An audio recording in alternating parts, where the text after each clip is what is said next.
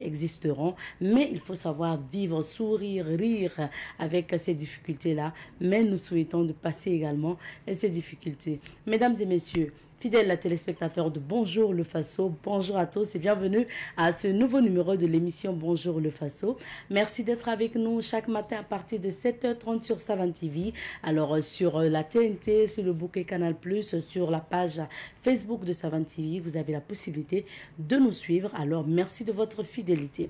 Alors, cette émission, vous le savez, hein, on a plusieurs rubriques. Et pour la rubrique à la découverte de nous sommes installés au mémorial Thomas Sankara. Dans un instant, on vous proposera les témoignages. Alphonse Ouedraogo sera là pour partager l'actualité avec nous à travers la revue de presse. Et dans la rubrique invité du jour, nous allons parler donc de plantes à vertu médicinale. Alors, avec un enseignant et chercheur en même temps, on va notamment discuter avec Monsieur Sawadou de ces plantes médicinales-là. Ça sera dans la rubrique invité du jour. Plus tard, on parlera du FIRO, le Festival international donc, du rire et de l'humour de Ouagadougou, avec le comité d'organisation sur ce plateau. Mesdames et messieurs, voici planté le décor de l'aventure qui va nous mener jusqu'à 9h00 sur Savane TV. On s'installe bien parce que nous démarrons tout de suite et maintenant. Et si je vous dis que nous sommes installés sur le site le plus visité du Burkina Faso, le site touristique le plus visité du Burkina Faso, vous allez me dire bien sûr le mémorial Thomas Sankara. Oui, c'est confirmé, c'est le site le plus visité aujourd'hui par les Burkinabés et par les étrangers. Et puis cette semaine, nous décidons de vous faire découvrir ou redécouvrir les infrastructures qu'on retrouve au niveau de ce mémorial.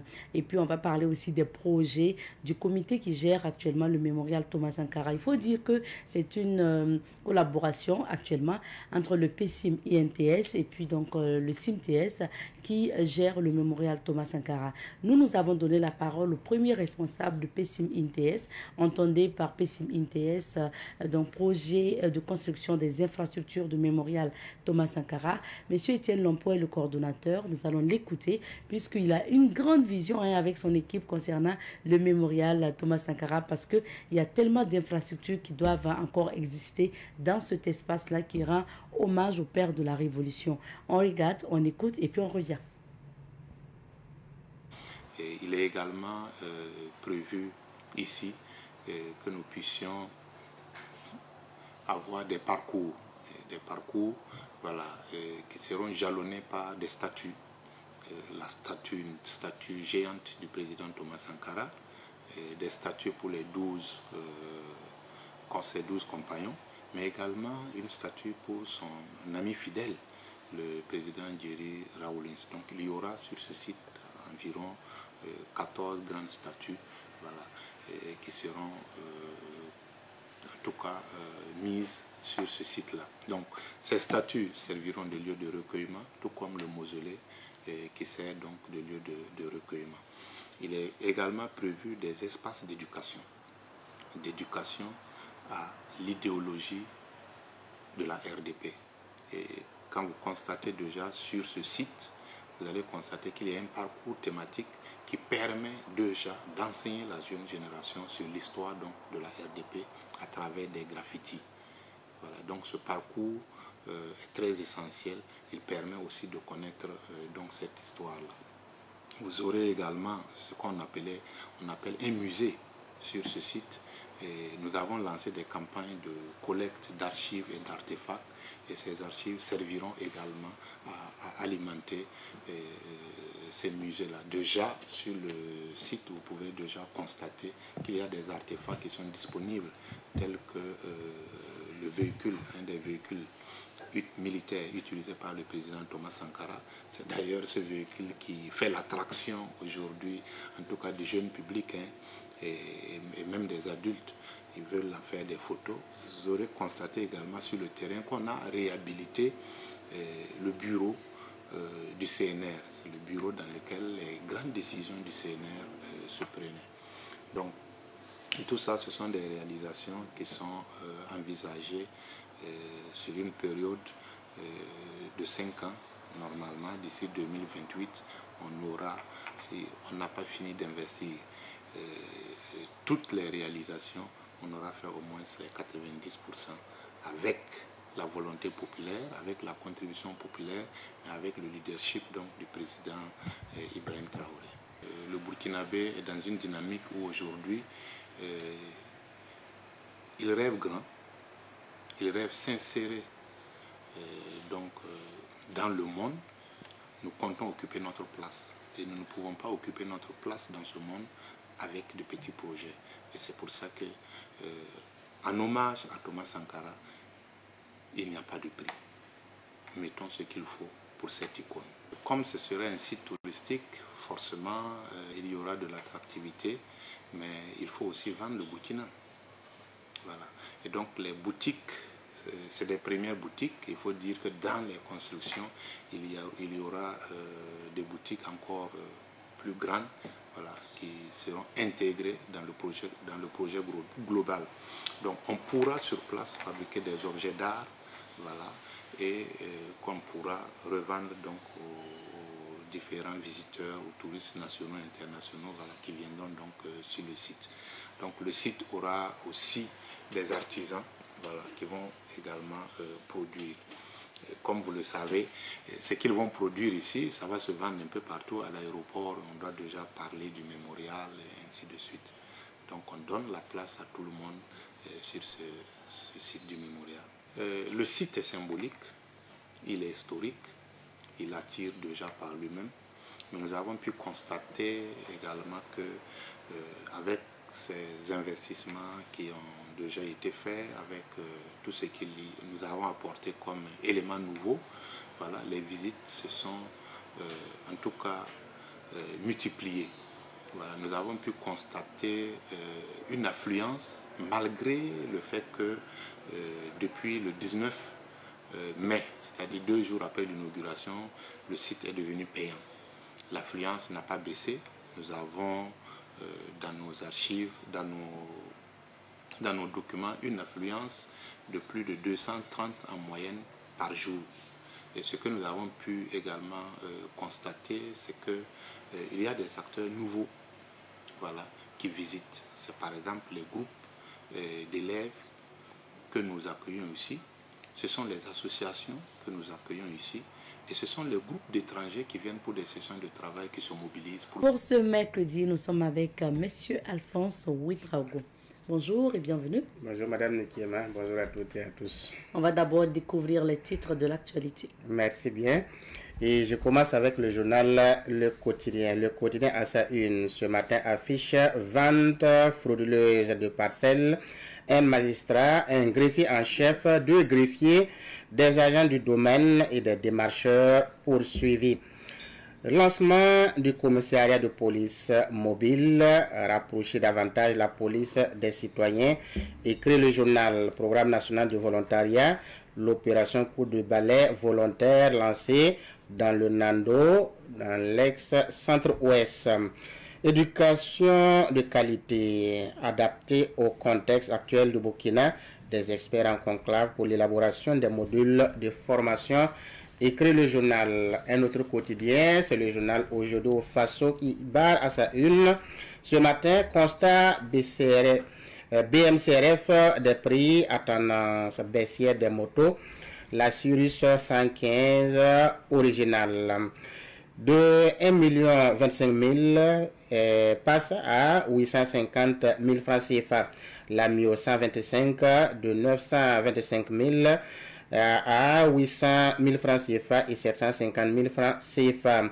La Mio générique désormais prenable à 550 000 francs CFA, écrit le journal.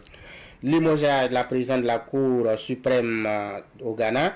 Jusqu'où ira le chef de l'État Dramani dans sa croisade contre la corruption, s'interroge le journal. Modernisation de l'administration, le gouvernement évalue et fixe un nouveau cap.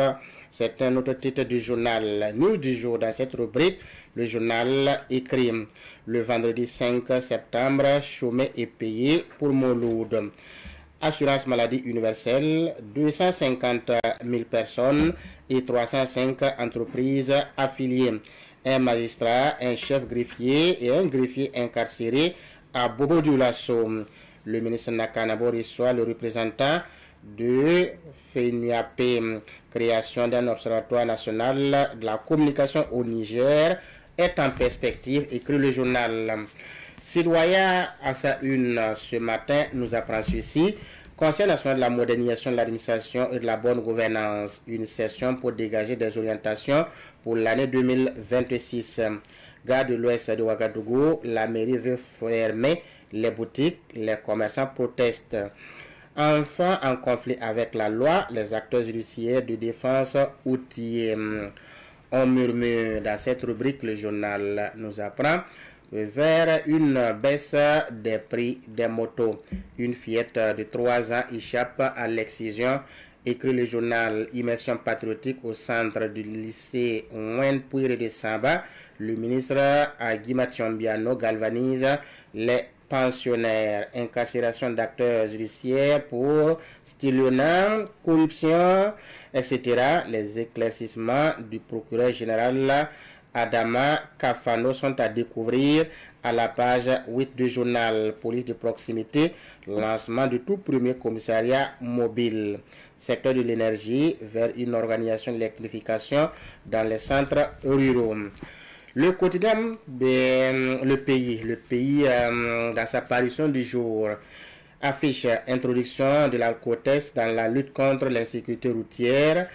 Il faudra davantage informer et sensibiliser les citoyens avant toute répression. Conseil donc Mamadi Sawadogo, analyse politique. Pendant ce temps, Ernest Draogo, aide de l'USTB, lui préconise ceci. Il faut même ajouter à cela les tests de prise de drogue. Donc, lui, il renchérit. Lancement du commissariat mobile pour rendre plus accessibles les services de la police nationale aux populations. Incarcération d'acteurs judiciaires, les éclairages du procureur général à lire à la page 15 du journal. Actu Sport, l'international burkinabé Issa Kabouré signe un prêt en championship UKO 2025. Rendez-vous du 2 au 4 octobre prochain. Mouloud 2025, vendredi 5 septembre, chômé et payé. Pour terminer avec l'Observateur Palga. L'Observateur Palga, dans sa parution du jour, affiche après l'opération réussie en Arabie Saoudite, la nouvelle vie des jumelles siamoises à Tampoui. C'est lié à des phénomènes anormaux lors de la fécondation, selon professeur Isso Ouedraogo, chirurgien pédiatre. Des acteurs judiciaires poursuivis pour stylionnat. Koulibaly Yahaya, le juge aux 385 fausses ordonnances. 5000 km à travers l'Afrique de l'Ouest, l'intégration sous-régionale par la moto. Contrôle alcool en circulation. Faut pas que le gouvernement va s'amuser avec moi. C'est donc les humeurs de Bari qui sont à lire à la page 5 du journal Burkina-Djibouti du 5 septembre. Ouaga, camp de base des étalons. CNIB, légalisation, assistance aux victimes. Restez chez vous, la police mobile arrive. Merci beaucoup Alphonse pour ces titres. On revient sur quelques sujets d'actualité et nous nous intéressons à l'actualité liée au prix des motos sur le marché. La BMCRF donc affirme qu'il y a une baisse considérable de ces prix. Tout à fait. Je pense que après les cris de cœur des uns et des autres, et même nous sur ce plateau, je pense que chacun essaie de faire son travail. Et aujourd'hui, on arrive à la conclusion qu'effectivement, sur le marché, beaucoup de gens le constatent. Il y a une baisse considérable des prix des motos. Ce qu'on avait qualifié de surenchère, je pense que c'est désormais du passé. Aujourd'hui, la BMCRF, après avoir mené des actions de sensibilisation, passé même au ramassage de certaines motos, saisissant certaines motos, ça a effrayé plus d'un et aujourd'hui, les acteurs se sont amendés, ils sont revenus à la raison et je pense que c'est à saluer. Quand vous prenez la Cirrus 115 originale, qui était autrefois vendue à 1 25 000 francs, elle est revenue à 850 000 francs sans qu'on ne comprenne qu'est-ce qui s'est passé. La Mio 125 qui était vendue à 925 000 francs passe maintenant à 800 000 francs. Et même se négocie à 750 000 francs. Donc, le fossé est abyssal. Et la Mio, la Mio générique désormais à 550 000 francs. Donc, je pense que il faut saluer l'ensemble des acteurs. Chacun essaie de mouiller le maillot, faire son travail, que ce soit la Ligue des consommateurs, que ce soit la BMCRF qui a beaucoup travaillé, que ce soit l'ensemble des acteurs, chacun a fait son travail, et y compris peut-être le syndicat de ces vendeurs de motos. Je pense que ils se sont donc amendés, ils ont compris, ils se sont concertés, et on est arrivé à cette étape-là. Je pense que c'est le Burkina Faso qui gagne. Et vous savez que c'est la période de soudure. Nous sommes à l'orée de la rentrée. Pour cela, les parents d'élèves ont besoin des moyens de déplacement pour leurs élèves. Si votre élève est affecté, vous êtes peut-être à Rimkiata et que votre enfant est affecté jusqu'à peut-être au centre-ville, comprenez que ce n'est pas aussi facile. Quand on sait que le bus, pour l'avoir, pour l'emprunter, c'est la croix et la bannière. Donc, avec cette question de baisse des prix des motos, ça pourra soulager les parents, ça pourra en tout cas aider un tant soit peu à ce que, comprenant la situation financière actuelle, que les gens puissent vraiment s'offrir des moyens de déplacement à bon prix, et c'est à l'avantage de tout le monde. Bien sûr. Deuxième sujet, on s'intéresse maintenant à cette brigade mobile, disons au commissariat mobile. Oui, commissariat mobile, une première, et ça a été lancé hier. Je pense que c'est une bonne chose. On n'avait pas l'habitude de voir cela. Quand on voyait la police se pointer dans un quartier ou dans un lieu, ce qui nous vient à l'esprit, c'est que elle est venue mettre aux arrêts quelqu'un. Donc, mais je pense que nous sommes en train de passer à une autre étape de proximité, une police proche des citoyens, une police au service des citoyens. C'est l'idée qui sous-entend donc cette trouvaille-là. Commissariat de police mobile, avec cela, nous voyons un mini-car, en tout cas à la couleur de la police nationale, qui se déplace avec tous les équipements. C'est comme une ambulance, parce que là-dedans, il y a tout. Oui, il y a tout parce que il y a des agents qui sont donc dans ce véhicule, et lorsqu'ils arrivent dans un endroit et qu'ils stationnent, automatiquement, si vous avez besoin d'une légalisation, on le fait sur place pour vous. Une CNIB, on peut prendre les photos, ainsi de suite. Tout document, en tout cas, qui est obtenu ou qui peut être obtenu au niveau donc d'un commissariat, avec ce commissariat de police mobile, vous pouvez en tout cas avoir des services sur place. Donc je pense que c'est une nouvelle trouvaille, et ils ont annoncé que ça c'est un premier cas. Ça va peut-être arriver dans d'autres endroits où on aura beaucoup de véhicules dans la ville de Ouagadougou, et ça va s'étendre sur tout le territoire national. Je pense que c'est la vision donc des autorités qui ont eu donc cette idée-là, et c'est à saluer.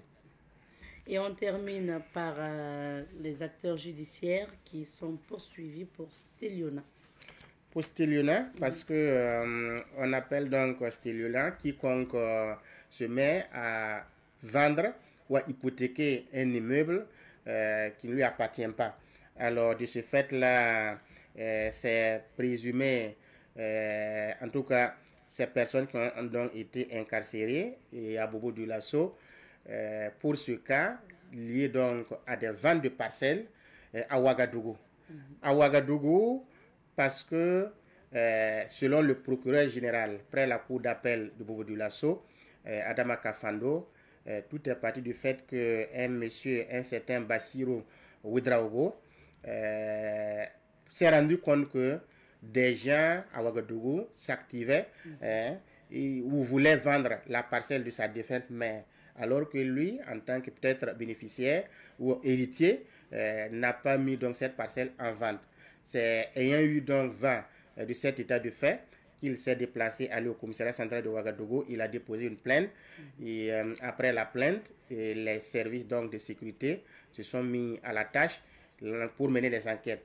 Après les enquêtes minutieuses menées, je pense qu'ils sont arrivés à mettre la main sur des présumés, sur des suspects. Ils sont nombreux parce que là-dedans, on s'est rendu compte que c'est tout un réseau qui opérait dans la ville de Ouagadougou. Ah oui. Parce qu'il y a des démarcheurs qui identifient des parcelles attribuées ou non attribuées et après avoir pris toutes les données, certainement au niveau des guichets, au niveau des domaines, ils prennent donc ces références et ils font remonter jusqu'à arriver sur un juge, un certain Yaya Koulibaly, et c'est à ce niveau que on arrive à changer, à faire des mutations et la parcelle en question est mise en vente. Donc, plusieurs cas ont existé et les enquêtes le démontrent, ce qui veut dire que beaucoup de parcelles ont été vendues par ce truchement-là. Et donc, la police, après avoir mené les enquêtes, s'est rendu compte que c'est tout un réseau et ce réseau a été démantelé. Il y a un magistrat pris dans ce cas, il y a un greffier en chef, il y a un greffier aussi, il y a des démarcheurs, il y a des agents de domaine et du foncier à Ouagadougou. Donc comprenez que il y a réseau parce que il y a la corruption. L'argent obtenu après la vente de ces parcelles de façon frauduleuse doit être partagé par l'ensemble du réseau. Donc, selon les explications du procureur général près la cour d'appel de Ouagadougou, en tout cas, le dossier a été remis dans leurs mains. Pourquoi ça a été remis à Bobo Dioulasso? Parce qu'il y a des magistrats, des acteurs de la justice. Donc, on ne pouvait pas juger ça de là où ils officiaient. Donc, de facto, on demande à ces gens, vous voulez être jugé dans quelle juridiction? En tout cas, autre que là où vous officiez. Et c'est pour cela qu'ils ont choisi Bobo Dioulasso. Le dossier est pendant depuis, je pense que le jugement, il reste quelques jours seulement. C'est maintenant qu'il vient d'être, on vient de communiquer, sinon c'est un dossier dont beaucoup avaient connaissance. Et le procureur a rassuré parce que les victimes, en tout cas, il y aura justice, justice sera rendue à toutes ces victimes-là. Mais je note que le monsieur Yaya Koulibaly, le juge qui officiait à Ouagadougou, à lui seul, entre janvier 2021 à juin 2025, il a signé jusqu'à 385 ordonnances. Pourquoi il a signé ordonnances? C'est-à-dire un monsieur qui identifie une parcelle, qui arrive à avoir les données de la parcelle, et il cherche l'acheteur. Il se trimballe devant donc le juge après la vente conclue.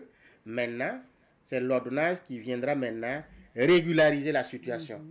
Attendu qu'un tel attributaire d'une parcelle dans tel secteur a décidé de mettre sa parcelle en vente, attendu que M. X a entendu l'annonce et il est venu s'acheter cette parcelle, les deux parties sont entendues, alors le marché est conclu à tel prix. Donc le juge, c'est ça qu'il délivre. Oui, le juge donc fait l'ordonnance pour régulariser et c'est comme si vous avez acquis la parcelle de façon bien, de normale, alors que ce n'est pas le cas. Donc on parle de 385 ordonnances, ça équivaut à 385 parcelles vendues de façon frauduleuse.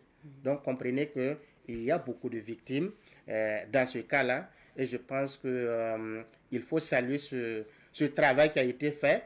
On a démantelé un réseau, peut-être d'autres réseaux seront démantelés, peut-être que cela n'est que la partie visible de l'iceberg quand on sait que Ouagadougou a été longtemps pourri pour ces cas pareils.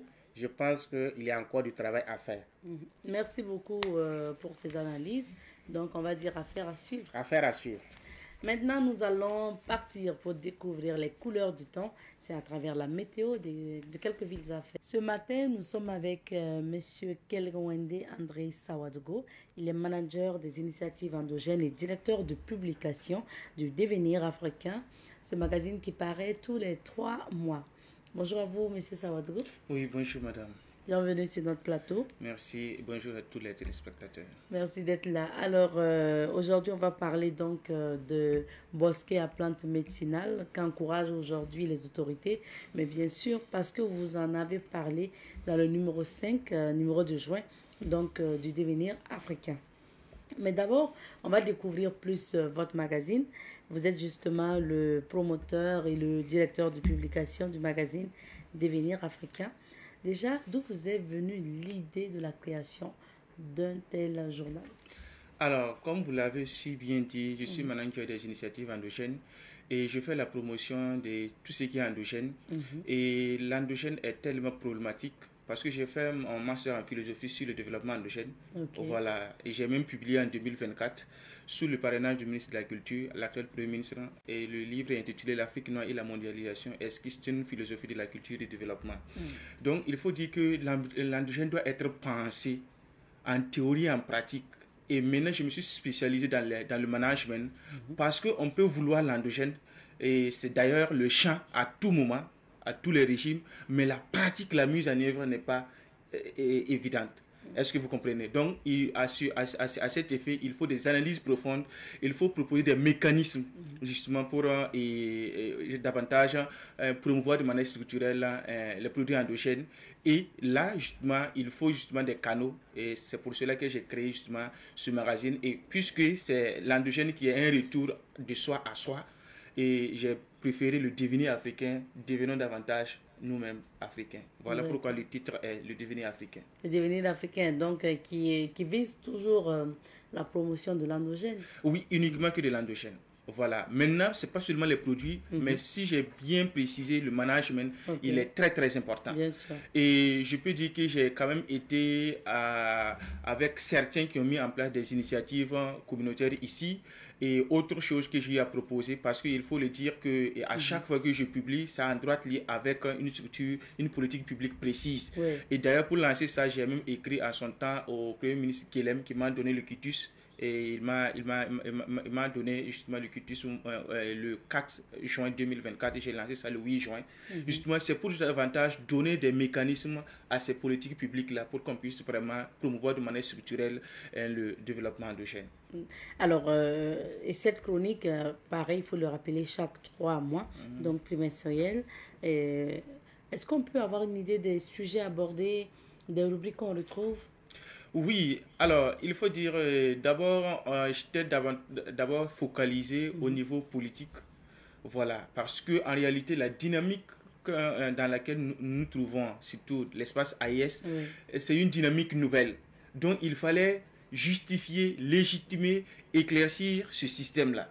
Et le premier numéro a porté sur ça. Ensuite, il y a la gouvernance proprement dite. Voilà, quel système, voilà. Et ici, voilà, en troisième position, je suis revenu sur la révolution. Qu'est-ce que la révolution? Et c'est là maintenant que moi je donne comme réponse, la révolution, c'est une manière d'être soi-même. On ne peut être soi que dans l'endogène. Et justement, moi je prends comme, j'allais dire, les critères, les référentiels de la révolution, c'est la promotion des produits endogènes. Et ces produits endogènes ne sont autres que nos produits locaux à travers notre expertise locale. 3 numéros, ensuite le 4e. Oui, le 4e était porté sur l'éducation. Voilà, il était question de l'éducation professionnelle, voilà, qu'on est en train de promouvoir. Et c'était en mars dernier. Et justement, je parlais comme quoi l'éducation est un vecteur, est un moteur du développement. Parce que trop longtemps, je peux citer Joseph Kizerbo, il dit que 30% du budget national depuis les indépendances, c'est-à-dire on peut apprendre en moyenne 900 milliards sont éjectés dans cela et ça ne crée que des usines de chômage. Je cite toujours Joseph Kizerbo dans Akan l'Afrique. Comment maintenant faire de telle sorte que l'éducation soit un moteur de développement? C'est justement en rendant, en valorisant justement la formation professionnelle, en justement, j'allais dire, en mettant en l'équation, c'est-à-dire nos besoins avec justement nos formations. Et là, justement, j'ai proposé des mécanismes. Et de manière très simple, c'est de concilier les centres de formation professionnelle avec les unités de production, les entreprises et autres, et avec justement la commande publique, ce dont on a besoin. Vous avez, et j'ai là indexé par exemple la chambre de commerce en son temps, la chambre des métiers plutôt, et qui est au niveau du ministère du Commerce. Précisément, j'ai pointé du doigt l'importation des meubles qui évolue de 36 milliards à 50 milliards par an. Et dans mes enquêtes, il y a des artisans qui peuvent faire ces meubles-là. Imaginez-vous que ne serait-ce que 15 milliards, on arrive à domestiquer au Burkina. C'est la création de la richesse. Et par ça, justement, on peut faire de l'éducation un moyen de création de richesse et d'emploi massif. Alors, avant d'aborder le 5e numéro qui est justement d'actualité, est-ce que pour justement les 4, enfin tous les numéros du devenir africain, il y a des rubriques ou sinon c'est vraiment une chronique détaillée où vous développez plusieurs aspects? Il faut dire que je ne suis pas le seul à animer. Je demande le concours de part et d'autre. Par exemple, sur le 5e qui est sur notre sous la main, j'ai convoqué par exemple l'expertise d'un consultant en appui social pour j'allais dire analyser un défi social, ce qui est la surconsommation. Dans notre contexte politique révolutionnaire, c'est cette surconsommation qui va entraîner la corruption. Qu'est-ce que la surconsommation? La surconsommation, ce n'est pas seulement alimentaire, c'est tout ce que nous concevons de manière psychologique en termes de réussite. Si par exemple, ton modèle de réussite, c'est de construire R+5, c'est de rouler avec un véhicule dernier cri, il va de soi justement que tu tombes dans la corruption. Et c'est là justement que nous voyons les scandales, par exemple, partout inimaginables, de détournement de ceci, cela. Quand on regarde dans les fonds, ces personnes ont un train de vie supérieur en fait à leur source de revenus. Et c'est là justement une analyse professionnelle, d'experts justement pour attirer l'attention. Il y a un volet politique, il y a un volet aussi même, j'allais dire professionnel pour l'individu et même pour les entreprises. Voilà, donc je ne suis pas le seul à animer, il y a des interviews aussi, voilà, dans cette dynamique-là. Donc on reste sur le 5e numéro, qui est le numéro de juin 2025. Et justement, dans ce numéro, vous parlez donc des bosquets à plantes médicinales. Et vous êtes revenu justement sur la journée mondiale de l'arbre et de l'environnement du moins. Et pourquoi vous avez décidé d'écrire ce numéro-là sur la thématique principale des bosquets à plantes médicinales? Il faut dire que dans la déclaration en fait du magazine, nous sommes dans 4 domaines essentiels. Il y a la culture, ensuite il y a l'environnement, ensuite il y a l'éducation. Est-ce que vous comprenez? Donc, c'est dans ce contexte-là que nous, pour finir l'économie, et moi je précise l'économie endogène, parce qu'il y a une économie tout court où on part s'endetter auprès des institutions internationales et consorts. Il y a une économie endogène basée justement sur l'expertise et les produits locaux. Moi, c'est vraiment ce qui est endogène. Donc, mon terme économie endogène a tout son sens d'être. Donc, justement, nous, on n'est plus comme au premier numéro en train de parler de politique publique de manière vague. Nous, en fait, on essaie de donner des mécanismes à des initiatives précises. Parce qu'en fait, le hic en fait, de la gouvernance, présentement, c'est quoi? Nous sommes toujours dans un héritage colonial administratif. Parce que c'est l'administration qui a le pouvoir de décision, qui exécute, qui évalue et qui a l'expertise. Comment la seule personne peut avoir tout cela et vous allez espérer quelque chose de déficient? Et c'est quelque chose que je reproche toujours. L'administration n'est pas, j'allais dire, arrimée au résultat. Dans l'administration, c'est la procédure qui prime sur le résultat, ce qui fait que ça tangue. Donc, nous, en tant qu'acteurs extérieurs, nous, on fait des analyses, on propose des mécanismes. Et si vous remarquez ici, j'ai parlé de manière plus explicite des plantes médicinales et surtout aussi de la promotion de la journée nationale de l'arbre. Et là, moi, j'ai promu le concept qui est là, l'économie verte. Et pour que ça tienne, il faut un modèle économique. Et ce modèle économique, justement, conciliant environnement et plantes médicinales, c'est comme quoi l'économie verte par les plantes médicinales. C'est-à-dire qu'on développe un modèle économique sur ces plantes médicinales-là pour davantage promouvoir les bosquets, les bosquets à plantes médicinales. Pourquoi? Moi, je dis, j'analyse, je fais des recherches. Cette initiative n'est pas nouvelle. Avec la révolution de Sankara, il y a eu ces bosquets de plantes médicinales, mais ça n'a pas prospéré. Vous savez pourquoi? Et la difficulté, c'est qu'il n'y avait pas un modèle économique qui est là. Il n'y avait pas une professionnalisation. on dit il faut aller au niveau des communes, vous mettez les bosquets à plantes médicinales. Effectivement, c'est planté. Mais quelle est la personnalité qui garantit le fonctionnement, l'entretien? Ce n'est pas évident. Quand vous observez justement ces lancements, les autorités vont dire hommes, femmes, enfants, et ces bosquets-là, c'est pour vous, c'est pour votre bien-être. Et si tel est le cas, c'est tout le monde et personne. Et le pire, quand quelques plantes vont subsister, malgré tout, il y aura une sorte d'anarchie. Parce que chacun peut aller cueillir, puisque c'est à but médicinal. Donc chacun peut aller cueillir et tout. Donc il faut justement quitter ce carcan-là pour aller dans un système plus professionnel. C'est-à-dire... Qu'est-ce que vous proposez, par exemple? C'est quoi votre vision avec ces bosquets à plantes médicinales? Et justement, et de manière plus concrète, il y a une volonté politique qui est là. Oui. On a lancé ça. Au niveau des localités, j'allais dire municipales, on a eu déblayé des terrains par province, etc. Je propose qu'on professionnalise ces bosquets à plantes médicinales. C'est-à-dire qu'il y ait des garants, des gens qui produisent, qui s'occupent de l'entretien de ces plantes médicinales, parce que en retour, il y a des intérêts économiques d'État. Nous, les Burkinabés, on est quittés ici aller faire des plantations de cacao en Côte d'Ivoire. Parce qu'il y avait de l'argent derrière. Si on valorise, si on développe un modèle économique derrière les plantes médicinales, vous allez voir des gens qui vont s'engager. Parce que si on va laisser ça avec les communes, ça ne va pas réussir. Et là, là où c'est tellement délicat, c'est que déjà, je vous donne cette information, que le Burkina est en matière de plantes médicinales le 7e pays au monde, de par sa situation géographique, la qualité de ces plantes. Cette information, je la tiens de la DGMTA, la Direction générale de la médecine traditionnelle et alternative. Et là, il y a des firmes pharmaceutiques même qui demandent en quantité. J'ai pris le cas où j'ai découvert ça, c'était le chrysanthemum. Ils demandaient des milliers de tonnes. Est-ce que vous comprenez? Cela signifie que comme quoi, si on développe un modèle économique sur ça, il y a un gain financier qui est là. Et si c'est bien structuré, les mêmes qui ont été en Côte d'Ivoire faire des plantations de cacao vont faire des plantations de plantes médicinales ici. Est-ce que vous comprenez? Mais il faut justement un management structurel.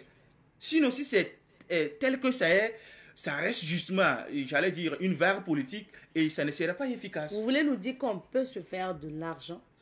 Et je vous donne cette information encore. À travers ça. En 2018, une étude a encore été relatée et comme quoi, voyez, les plantes médicinales, vous voyez ce que les praticiens ou bien les femmes ont là. On a fait une étude et l'estimation en fait de ce gain-là est de 17 milliards. Quelque chose qui est informel, désorganisé.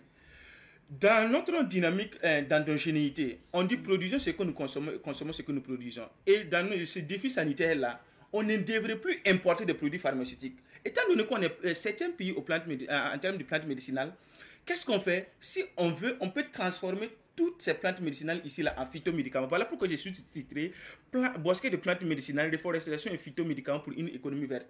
C'est-à-dire si on veut transformer justement ces plantes médicinales en phytomédicaments, on assure notre souveraineté en même temps que notre environnement. La déforestation. Mais là n'est pas le problème. Si vous estimez l'importation des médicaments, c'est des centaines de milliards.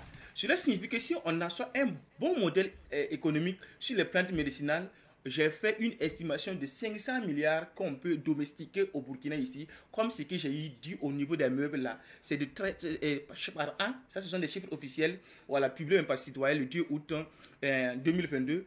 Et le potentiel d'exportation, d'importation plutôt des meubles là, était de 36 à 50 milliards. Et j'ai dit, on peut au moins couper la moitié pour produire localement.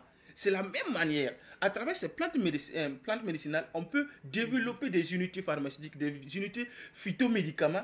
Et au lieu d'aller importer, on consomme ici et l'argent reste. Et c'est une chose de création de richesses et d'emplois massifs. Alors, Monsieur Saoudro, je rappelle que vous êtes chercheur, vous êtes enseignant de philosophie également. Et donc, vous vous intéressez justement à ce domaine, l'environnement, l'agriculture, tout ça.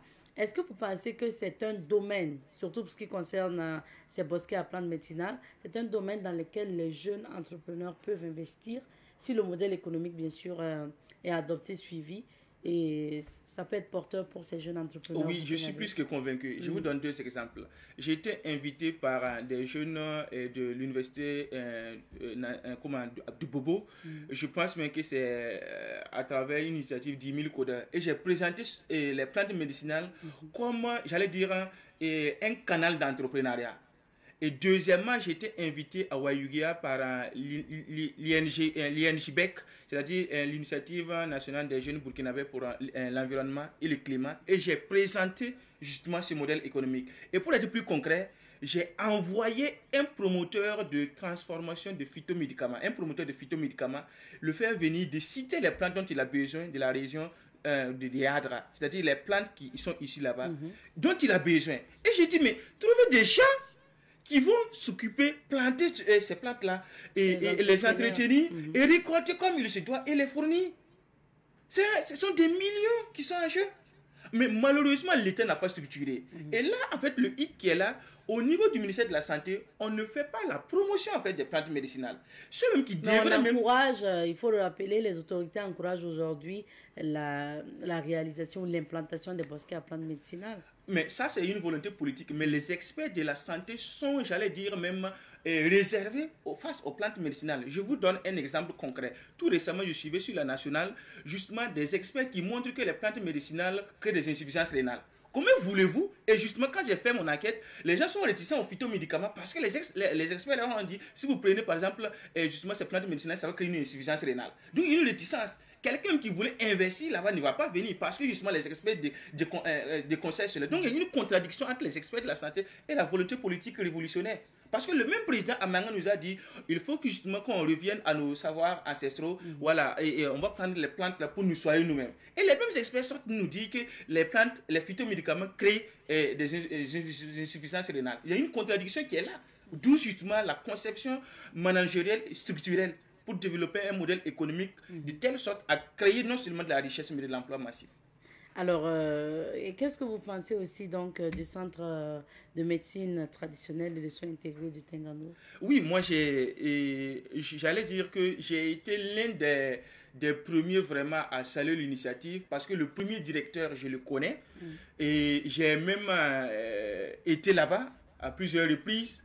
Malheureusement, c'est un dysfonctionnement, je l'ai dit dans le journal. Pourquoi? Je dis, en fait, au niveau de la santé, la promotion est plutôt les produits occidentaux, les produits chimiques. Les phytomédicaments ne sont pas valorisés par les experts de la santé. Ça, c'est vraiment dommage. Est-ce que vous comprenez? Et ce qui fait que ça patauge. Et pire, je vais vous donner un exemple concret. La journée africaine de la médecine qui vient, le communiqué a été signé à Bobo avec une en-tête de la CEDEAO. Comment vous pouvez comprendre cela?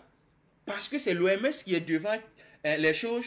L'OMS a utilisé l'entête de la CEDEAO et au niveau du ministère de la Santé, on a fait passer le communiqué, voilà, signé Bobo Dioulasso le 31 août 2025, tout juste à côté, avec l'entête de la CEDEAO, alors que nous sommes dans l'AIS. C'est pour vous montrer justement cette contradiction au niveau justement du système administratif. Donc, justement, en réalité, toujours, la médecine traditionnelle est mise en second rang.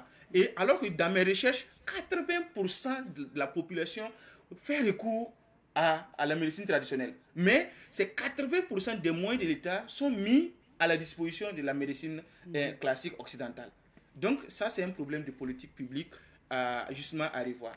Et est-ce qu'au niveau, puisque vous avez traité la question dans le numéro 5 du devenir africain, est-ce que vous proposez des alternatives, des solutions, des recommandations ou suggestions aux autorités pour notamment bien asseoir ces bosquets à plantes médicinales et faire profiter aussi, investir et surtout opter pour un modèle économique, comme vous le dites, et faire profiter à la population? Déjà, l'analyse a été rendue publique. Même la version numérique est publique. Après l'émission, si des gens veulent, ils peuvent prendre mon numéro, je peux leur envoyer ça. Okay. Et il y a la page même Facebook de magazine. Mais moi, je n'ai pas besoin d'aller cibler une administration précise pour l'interpeller. Parce que dès lors que c'est à l'espace public, ceux qui sont du domaine doivent chercher à savoir qu'est-ce qui est dit là-bas, s'ils veulent vraiment rentabiliser les choses. Mais comme je vous l'ai dit, l'administration n'est pas arrimée au résultat. L'administration, c'est les procédures, le conformisme. Mais moi, particulièrement, ce sont les acteurs privés. Je vous ai pris le cas des 2 exemples, Ouaga et Wayugia. Et moi, j'ai fait le tour. J'ai rencontré des laboratoires de phytomédicaments, des producteurs, etc. Moi, je suis parti pour leur demander des bons de commande. Quelles sont les plantes dont vous avez besoin? Moi, je vais repartir, mobiliser des producteurs pour qu'ils se professionnalisent. Je prends le cas, par exemple, du chrysanthellum, qui est une herbacée. Et on a une flotte de bandes de près de 2000 tonnes de chrysanthellum. Mais j'ai fait mes recherches, je suis tombé sur un qui peut me dire au moins qu'il peut fournir telle quantité. C'est déjà une action privée. Au niveau politique, et c'est à eux maintenant de se baser sur la réalité, sur des différentes propositions pour le faire. Parce qu'il faut le dire aussi que l'administration est très souvent fermée. Donc c'est mieux d'évoluer au niveau privé. Et c'est là que moi je développe par exemple la centrale d'achat des plantes médicinales. Tout ce qui peut être produit au Burkina ici, j'ai dit, si vous pouvez produire une plante, faites-moi signe. Moi je vais chercher les transformateurs pour les mettre. Je ne suis pas un acteur de la santé. Moi, je suis philosophe de formation et je suis dans le domaine de la communication. Et je suis manager de formation aussi. Et là, c'est une touche que je peux apporter à cette dynamique, quitte à ce que les experts de la santé fassent le reste après. Mais au moins, au niveau de la production, moi, je peux essayer de manager ça. Et je vous donne un exemple. J'ai rencontré un qui a produit la Témésia en grande quantité et qui est pourri. Pourquoi? Il dit qu'il a produit, mais il ne sait pas qui a besoin de cela. Mais lui, en fait, il a vu ça. En fait, c'est un passionné des plantes médicinales. Il a produit en grande. Quand moi j'ai découvert, c'était déjà gâté. Mais c'est pour dire que comme quoi, s'il y a la communication, s'il y a le management, on fait justement le lien entre les différentes chaînes de valeur, les producteurs, les transformateurs et les distributeurs. Monsieur Sawadgo, quelles sont peut-être les plantes médicinales importantes que vous pouvez citer? Moi, je vois par exemple la Témésia. Je vois par exemple le chrysanthellum, dont voilà. Peut-être que il faut donner le nom, je sais pas, que les gens connaissent plus. Et bon, en réalité, ce sont des noms en français. C'est ça. Et pour venir à ce niveau, j'avais participé à une initiative des DOSO et de la DGMTA, je pense que c'était en 2022, une explicitation du sens du nom des arbres, des plantes en langue nationale, par exemple en moré. Par exemple, quand on dit tanga, c'est-à-dire que parmi les plantes, la nienta, c'est-à-dire c'est la meilleure des plantes. L'homme vient par le beurre de karité et il retourne par le beurre de karité. Est-ce que vous comprenez? Donc, c'est-à-dire les vertus même des plantes là sont innées à cela. Mais moi, en réalité, je n'ai pas la compétence de venir donner les vertus de ces plantes. C'est à des acteurs bien précis, justement, qui sont de la santé ou du moins qui ont fait justement des formations appropriées de le faire. Moi, tout ce que je peux faire, c'est du côté de management. Par exemple, pour que quelqu'un qui produise, par exemple, une plante médicinale ne soit pas là avec son produit sans justice. Moi, c'est le côté managériel qui est important. Mais sinon, les autres, j'ai des informations de part et d'autre.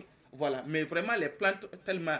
Je prends, par exemple, une plante vraiment de la savane, le Wilwiga, comme vous voulez qu'on donne, voilà, que les gens comprennent. Qu'on comprenne. Le Wilwiga les rendra. Ce sont des plantes tellement recherchées par justement ces producteurs de phytomédicaments. Et je vais vous dire quelque chose. Je suis tombé sur un producteur de phytomédicaments et dit que lui, depuis, il n'est pas allé au niveau des AMM. C'est-à-dire, l'AMM, c'est une autorisation qui peut vous permettre de vulgariser votre production. Parce que votre phytomédicament, votre produit phytomédicament, pourquoi? Parce qu'il n'a pas un producteur qui peut lui donner en grande quantité. S'il met ça dans le circuit, et on dit, OK, il faut nous ravitailler telle quantité, alors qu'il n'y a pas un fournisseur, il fait comment? Donc, il y a un problème de managériel structurel qui est là. Merci beaucoup pour ces analyses. Alors, le devenir africain numéro 5, on peut l'avoir où ça? Alors, le devenir africain, il a un accès libre en version numérique. Et vous pouvez aller sur la page Facebook, vous pouvez la voir, ou bien il y a les numéros là-bas par WhatsApp aussi, on peut vous l'envoyer. Et l'autre côté, on peut trouver ça aussi au niveau de l'université Joseph Kizerbo à la librairie universitaire et dans les autres villes de Bobo ici, du Burkina à Bobo, voilà, Wayugia et à Koutoukou. Voilà. Merci beaucoup, M. Sawadgo. Vous voulez ajouter quelque chose sur... Oui, moi je dis que c'est très très très important. Et mon cri de cœur, c'est que justement, c'est cette question de plantes médicinales, on éclaircisse. Est-ce le ministère de l'Environnement? Est-ce le ministère de la Santé qui doit porter le projet, qu'on nous présente, j'allais dire, le projet de manière plus structurelle? Deuxièmement, je vais inviter sérieusement nos chercheurs, nos étudiants à se lancer justement sur les solutions endogènes conformément à la volonté de son Excellence le Président. Pourquoi? Moi, j'étais sidéré avec, par exemple, le projet Target Malaria, où on dit qu'on va éliminer le paludisme avec, à travers des modifications génétiques des moustiques. Alors qu'au Madagascar, c'est pas au Madagascar, au Cap-Vert. Il faut rappeler, le projet a été arrêté, mais il faut dire qu'il y a 10 000 moustiques qui ont été lâchés le 11 août passé. Mais que deviendront ces 10 000 moustiques? Ça, c'est déjà été lâché. Mais là n'est pas le problème à mon niveau. Le problème, c'est qu'on se dit on est dans une dynamique révolutionnaire de souveraineté et il n'y a pas une solution concrète de promotion sanitaire de manière endogène. Alors que le Cap-Vert, c'est un pays noir comme nous qui est de la CEDEAO, c'est un pays de l'Afrique de l'Ouest, a éliminé le palud depuis 5 ans sans modifier les moustiques avec des solutions naturelles. Donc c'est une question d'expertise, c'est une question au-delà de la volonté politique. Il faut une expertise, un management structurel. Voilà pourquoi j'ai dit toujours, le management est toujours nuancé. Il y a un management spécifique des initiatives endogènes. Merci beaucoup, M. Sawadou, d'être passé sur notre plateau et puis on se retrouvera une autre fois. Merci bien, tout un plaisir pour moi. Alors, je rappelle que M. Kelgongwende André Sawadou est manager des initiatives endogènes et directeur de publication du Devenir africain dont le 5e numéro, le numéro de juin, est disponible. Et justement, nous avons parlé des bosquets de plantes médicinales. Alors, on s'arrête ici pour l'entretien de ce matin. On marque une petite pause et on revient pour la suite. De retour sur ce plateau et cette fois-ci, nous allons parler d'un festival de rire très attendu chaque année par les Burkinabés parce que justement les humoristes d'Afrique se retrouvent à Ouaga pour notamment vivre des moments intenses avec leurs fans. Nous recevons ce matin celui qui n'est plus à présenter aux téléspectateurs de Bonjour le Faso. Il s'agit de notre Koro Jones qui vient d'installer sur ce plateau. Bonjour. Bonjour. Bienvenue. C'est un réel plaisir d'être sur ce plateau. Alors, et puis bonjour à tous les téléspectateurs. Merci bien. Jonas, aujourd'hui tu n'es pas seul, tu es venu accompagné de M. Ali Ben qui est communicateur sur l'événement Le Firo. Bonjour. Bonjour. Vous aussi, ce n'est pas votre première fois. Absolument, donc... c'est toujours un plaisir comme l'aîné d'être ici et puis Dieu bénisse. Merci bien. Alors, Jonas, présentateur de cet événement FIRO, Festival international de rire et de l'humour de Ouagadougou. Alors, déjà, on va dire que c'est un rendez-vous très attendu chaque année. Hein. Chaque année, oui. Et nous sommes à la 18e édition. Il faut dire que les petits plats ont été mis dans les grands plats. Oui. Et c'est un cocktail d'artistes humoristes qui vont venir de partout de l'Afrique. Et on va se retrouver dans une parfaite symbiose du côté du Sénasa. Et c'est pour tout à l'heure, on va dire, quand on dit tout à l'heure, c'est dans quelques jours, plus précisément le 6, samedi 6 septembre, à partir de 20h. Et il faut dire que cette année, on a fait fort. Oui. Quand je dis on a fait fort, c'est dire que le choix des humoristes qui doivent venir, par rapport au thème, on s'est dit, on va prioriser l'AES, certes, mais il y a d'autres pays qui viennent en force pour pouvoir venir renforcer ce que l'on appelle l'Union africaine sur le plan humoristique. D'accord, on va donner les noms tout à l'heure, bien sûr. Alors, Monsieur Ben Ali, est-ce que pour cette 18e édition, vous avez apporté de la nouveauté au FIRO?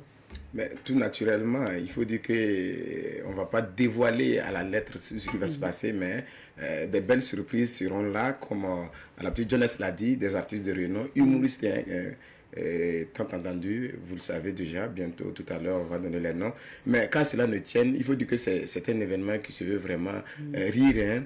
Il y aura beaucoup de surprises. Quand on parle de surprises, c'est notamment des jeux, des cadeaux, et puis vous allez retourner en tout cas très enjaillé, comme on le dit. Ah oui. Alors, Jonas, pour cette année, 18e édition, alors, qui sont les humoristes qui vont participer au FIRO? Alors, de peur de me tromper, d'abord, on va parler des pays parce qu'on a essayé de choisir les meilleurs dans chaque pays actuellement.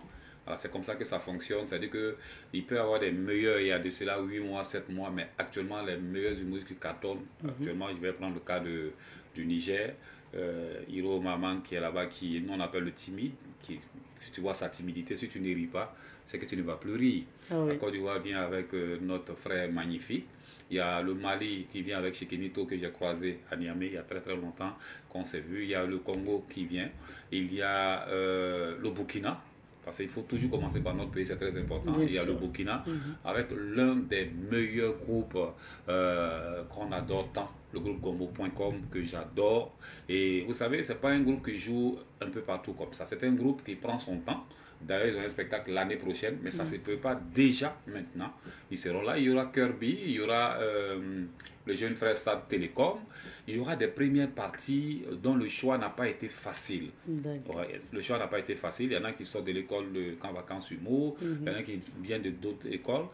Et tout ce cocktail-là va se retrouver du côté du Sénasa. Il y a notre invité d'honneur qui est Gou. Ah oui. Donc Gou vient comme invité d'honneur. Et puis on a pensé quand même côté musique. Voilà. Ils ont jeté Daniel et c'est là avec nous. Voilà. Donc il faut dire que musique et humour feront vraiment bon ménage ce jour-là. Si vous ne riez pas ce jour, si vous sortez, ne m'attrapez pas, attrapez Auguste, on vous rembourse vos 10 000. Alors, M. Ben Ali, on se demande comment le casting a été fait. De la manière dont John a cité, c'est vraiment plusieurs pays. Comment le comité d'organisation a fait le casting et pourquoi ces personnes-là? Non, la question a été dite. C'est ce que Mousse à l'heure là. C'est que Mousse, on a dit, ils sont tellement bons qu'il faut faire le choix sur ceux qui moussent réellement. Chacun a son temps, comme on le dit. Il a dit, il y a le Congo avec un humoriste, Moussa, pas Moussa Petit Sergent de chez nous. Au Burkina, il y a quand même la conseillère conjugale qu'on dit Néoli.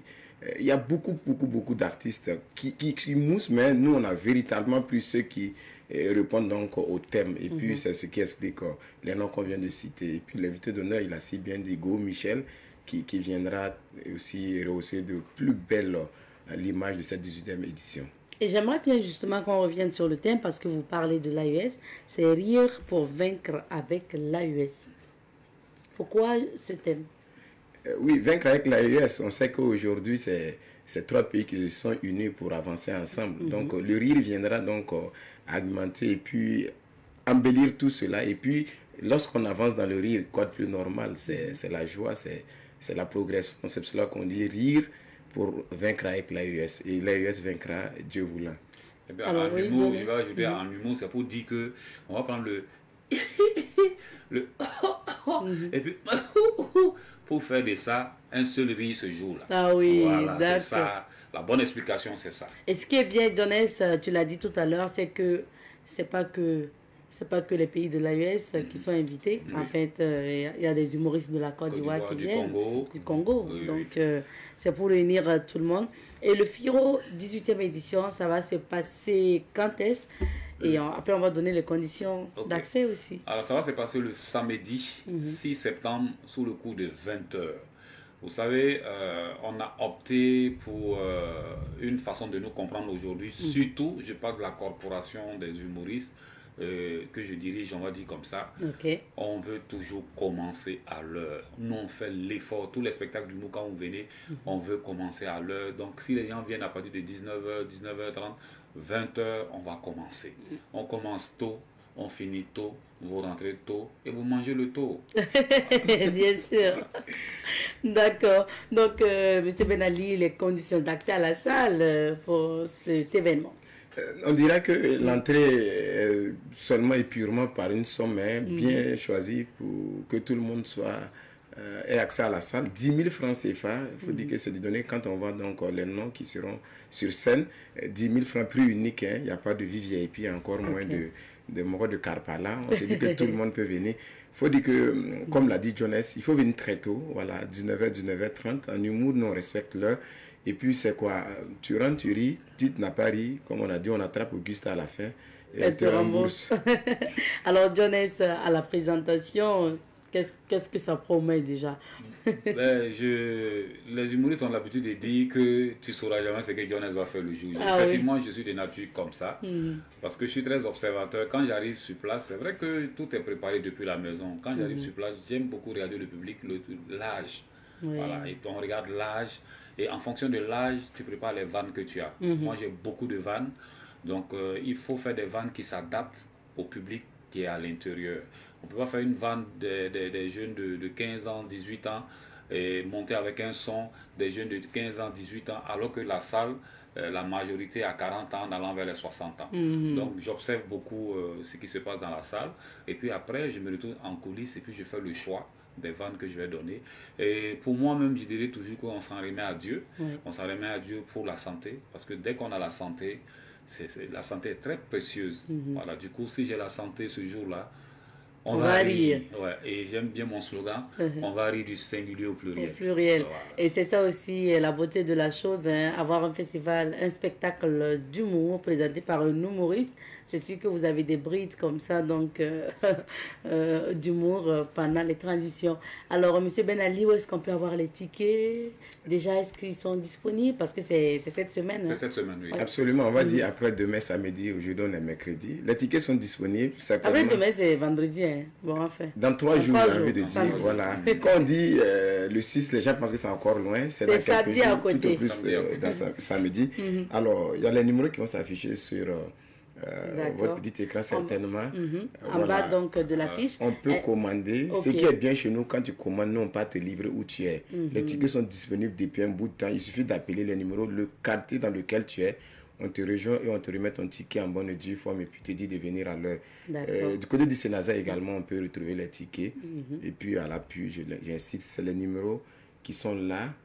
Il y a d'autres numéros, 89, 89, 85, bien sûr, précédés de 70. D'accord. Voilà. Ah oui, merci beaucoup. Alors, Jones, quel est le mot de fin à l'endroit donc du public burkinabé par rapport à cette 18e édition du FIRO? Alors le mot de fin, c'est d'inviter les gens à venir nombreux parce que nous faisons un travail que les gens apprécient beaucoup. Et pour encore plus apprécier, c'est de se déplacer et de venir. Voilà. Et donc, sortez nombreux pour qu'on commence tôt, qu'on finisse tôt. Et puis vous dites que venez avec des mouchoirs. Le riz est thérapeutique. Avec la situation que vit notre pays actuellement, où on est à la recherche de la paix, de la stabilité, le riz est vraiment quelque chose de très très important. Ça nous permet de décompresser, de pouvoir être là et puis penser à beaucoup de bonnes et belles choses. Donc venez, c'est mon mot de fin, et que la paix revienne surtout dans notre pays. Amen. Et force et courage, force de défense et de sécurité au VDP. Merci beaucoup, M. Ben Ali. Un mot de fin. Dans le mot de fin, que la paix revienne au Burkina Faso, on vous dit le samedi 6, à partir de 20h, c'est au Sénasa. Venez, vous allez aimer. Rire du singulier au pluriel. Du singulier au pluriel. Comme Jones a l'habitude de le dire. Donc, rendez-vous samedi prochain pour la 18e édition du FIRO, le Festival international du rire et de l'humour de Ouagadougou, dont la promotrice est Madame Augusta Palenfo. Donc, et puis, vous avez vu les têtes d'affiche. Hein, vous avez vu, en fait, ces humoristes de ces pays qui seront là. Donc, une dernière fois à l'affiche pour les téléspectateurs.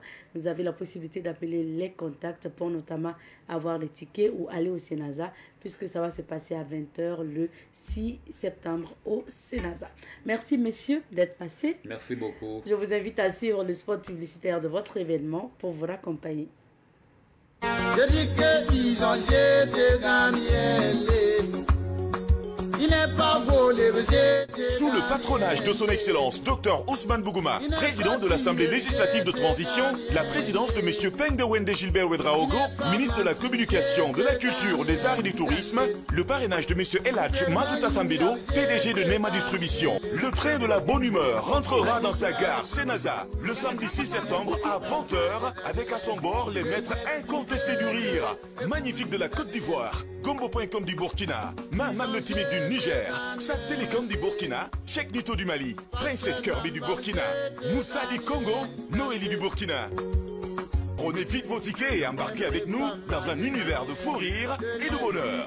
Entrée 10 000 francs CFA. FIRO 18, rions pour vaincre avec l'AES. Invité d'honneur, Gou Michel. Et de retour sur ce plateau, et cette fois-ci, nous allons revenir sur la rubrique à la découverte 2 avant de nous quitter. Je rappelle que cette semaine, nous sommes installés au niveau du mémorial Thomas Sankara pour la rubrique à la découverte 2. Je vous invite à écouter le coordonnateur du PSIM INTS. Il s'agit du projet de construction des infrastructures du mémorial Thomas Sankara. Nous allons écouter M. Étienne Alompo, qui est le coordonnateur de ce projet. On écoute et on revient. Et il est également prévu ici que nous puissions avoir des parcours voilà, qui seront jalonnés par des statues. Une statue géante du président Thomas Sankara, des statues pour les 12 compagnons, mais également une statue pour son ami fidèle, le président Jerry Rawlings. Donc il y aura sur ce site environ 14 grandes statues, voilà, qui seront en tout cas mises sur ce site-là. Donc ces statues serviront de lieu de recueillement, tout comme le mausolée qui sert donc de lieu de recueillement. Il est également prévu des espaces d'éducation à l'idéologie de la RDP. Et quand vous constatez déjà sur ce site, vous allez constater qu'il y a un parcours thématique qui permet déjà d'enseigner la jeune génération sur l'histoire donc de la RDP à travers des graffitis. Voilà, donc ce parcours est très essentiel. Il permet aussi de connaître donc cette histoire-là. Vous aurez également ce qu'on appelle un musée sur ce site. Et nous avons lancé des campagnes de collecte d'archives et d'artefacts, et ces archives serviront également à alimenter ces musées-là. Déjà, sur le site, vous pouvez déjà constater qu'il y a des artefacts qui sont disponibles, tels que le véhicule, un des véhicules militaire utilisé par le président Thomas Sankara. C'est d'ailleurs ce véhicule qui fait l'attraction aujourd'hui, en tout cas du jeune public, hein, et même des adultes. Ils veulent en faire des photos. Vous aurez constaté également sur le terrain qu'on a réhabilité le bureau du CNR. C'est le bureau dans lequel les grandes décisions du CNR se prenaient. Donc, et tout ça, ce sont des réalisations qui sont envisagées sur une période de 5 ans. Normalement, d'ici 2028, on aura, si on n'a pas fini d'investir toutes les réalisations, on aura fait au moins les 90% avec la volonté populaire, avec la contribution populaire, mais avec le leadership donc, du président Ibrahim Traoré. Le Burkinabé est dans une dynamique où aujourd'hui, il rêve grand, il rêve s'insérer dans le monde. Nous comptons occuper notre place et nous ne pouvons pas occuper notre place dans ce monde avec de petits projets. Et c'est pour ça que, en hommage à Thomas Sankara, il n'y a pas de prix. Mettons ce qu'il faut pour cette icône. Comme ce serait un site touristique, forcément, il y aura de l'attractivité, mais il faut aussi vendre le Burkina. Voilà. Et donc les boutiques, c'est des premières boutiques. Il faut dire que dans les constructions, il y aura des boutiques encore plus grandes, voilà, qui seront intégrées dans le projet global. Donc on pourra sur place fabriquer des objets d'art, voilà, et qu'on pourra revendre donc aux différents visiteurs, aux touristes nationaux et internationaux, voilà, qui viendront donc sur le site. Donc le site aura aussi des artisans, voilà, qui vont également produire. Comme vous le savez, ce qu'ils vont produire ici, ça va se vendre un peu partout à l'aéroport. On doit déjà parler du mémorial et ainsi de suite. Donc on donne la place à tout le monde sur ce site du mémorial. Le site est symbolique, il est historique, il attire déjà par lui-même. Mais nous avons pu constater également que avec ces investissements qui ont déjà été faits, avec tout ce que nous avons apporté comme éléments nouveaux, voilà, les visites se sont en tout cas multipliées.